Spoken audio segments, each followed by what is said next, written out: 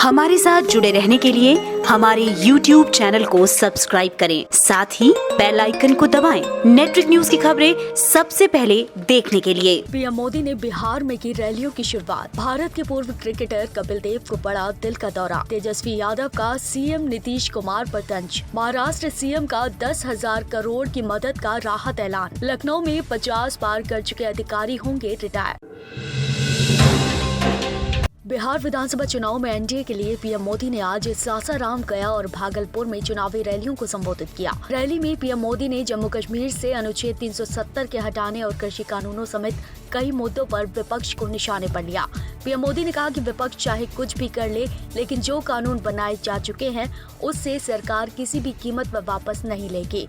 इस मौके पर बिहार के सीएम नीतीश कुमार भी पीएम मोदी के साथ मौजूद रहे। भारतीय टीम के पूर्व कप्तान और दिग्गज खिलाड़ी कपिल देव को दिल का दौरा पड़ा, जिसके बाद उन्हें दिल्ली के फोर्टिस अस्पताल में भर्ती कराया गया, जहां उनकी एंजियोप्लास्टी की गई। कपिल देव फिलहाल खतरे से बाहर हैं, उन्हें जल्द अस्पताल से छुट्टी दी जा सकती है। आपको बता दें कि 1983 में भारत को पहली बार क्रिकेट वर्ल्ड कप जिताने वाले खिलाड़ी है कपिल देव। बिहार विधानसभा चुनाव में पार्टियां एक दूसरे पर छींटाकसी करने में लगी हुई हैं। इसी कड़ी में कांग्रेस के राहुल गांधी और आरजेडी के तेजस्वी यादव ने नवादा हिसुआ में एक चुनावी सभा को संबोधित करते हुए नीतीश कुमार पर तंज कसा। आरजेडी नेता तेजस्वी यादव ने नीतीश कुमार को घेरते हुए कहा कि जब लोगों को उनकी जरूरत थी तब वो घर में कैद थे, आज बाहर निकलकर वोट मांग रहे हैं। नीतीश कुमार पूरे 144 दिनों तक घर में बंद थे। महाराष्ट्र में भारी बारिश के कारण खराब हुई फसलों से किसानों को हुए भारी नुकसान से उभरने के लिए बड़ा ऐलान किया गया। महाराष्ट्र के मुख्यमंत्री उद्धव ठाकरे ने किसानों के लिए 10,000 करोड़ के राहत पैकेज का ऐलान किया, जिसमें प्रति हेक्टेयर 10,000 रुपए की मदद दी जाएगी। हालांकि किसानों के लिए 2 हेक्टेयर की लिमिट भी रखी गई है, तो वहीं फलों की खेती में हुए नुकसान में 25,000 रुपए प्रति हेक्टेयर की सहायता राशि दी जाएगी। उत्तर प्रदेश की राजधानी लखनऊ में तैनात सभी पुलिस अधिकारियों को लेकर यूपी के सीएम योगी आदित्यनाथ का बड़ा ऐलान। अब से 50 वर्ष की उम्र पार कर चुके अक्षम सरकारी कर्मियों को जबरन सेवानिवृत्त किए जाने के आदेश दिए गए हैं, जिसके लिए अब सेवानिवृत्त के लिए छांटे गए पुलिसकर्मियों की सूची मांगी गई है। वादित इस्लामिक धर्मगुरु जाकिर नायक ने एक के बाद एक फिर से भारतीयों पर निशाना साधा। भारत के बहुसंख्यक लोगों पर निशाना साधते हुए जाकिर नायक ने कहा कि दुनिया के सभी मुस्लिम देश पैगंबर मोहम्मद की आलोचना करने वाले भारत के गैर मुस्लिमों को उनके देश में आने पर जेल में डाल दें। यहाँ तक कि बीजेपी को भी घेरते हुए कहा कि ज्यादातर पैगंबर के बारे में गलत बोलने वाले बीजेपी समर्थक होते हैं। अक्षय कुमार की अपकमिंग फिल्म लक्ष्मी बम को लेकर यूनाइटेड हिंदू फ्रंट के कार्यकर्ताओं ने जंतर मंतर पर विरोध प्रदर्शन शुरू कर दिया है। यूनाइटेड हिंदू फ्रंट की मांग है कि फिल्म का नाम बदल देना चाहिए, क्योंकि ये हिंदू देवी देवताओं का अपमान है।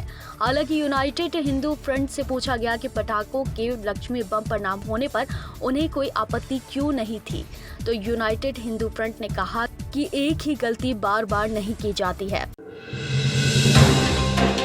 रूस में विपक्ष के नेता अलेक्सी नवलनी को जहर देने के आरोप में झेल रहे राष्ट्रपति व्लादिमीर पुतिन ने आखिरकार अपनी चुप्पी तोड़ दी। पुतिन ने कहा कि मेरा उन्हें जहर देने में कोई हाथ नहीं है, मैंने खुद ही उन्हें बेहतर इलाज के लिए जर्मनी भेजा था, फिर मैं उन्हें मारने की कोशिश कैसे कर सकता हूं। आपको बता दें कि 20 अगस्त को नवलनी रूस में घरेलू उड़ान में अचानक बीमार पड़ गए थे, जिसके बाद वो 2 दिन तक कोमा में रहे थे। 21 अक्टूबर को बीजेपी छोड़ने वाले वरिष्ठ नेता एकनाथ खड़से ने 2 दिन में ही राष्ट्रवादी कांग्रेस पार्टी यानी कि एनसीपी का हाथ थाम लिया। इस मौके पर एनसीपी प्रमुख शरद पवार भी मौजूद थे। खड़से ने एनसीपी ज्वाइन करते ही बीजेपी को धमकी दी, कहा कि अगर बीजेपी ने हमारे पीछे ईडी को लगाने की कोशिश की तो हम उसके खिलाफ सीडी चलाएंगे।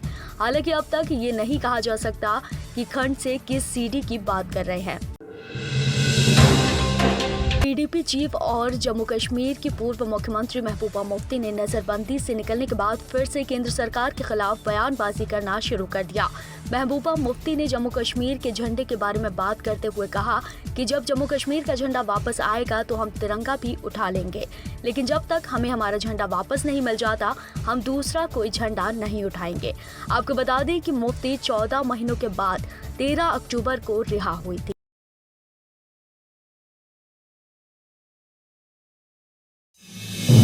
आप देख रहे हैं नेट्रिक न्यूज, साहस सच कहने का।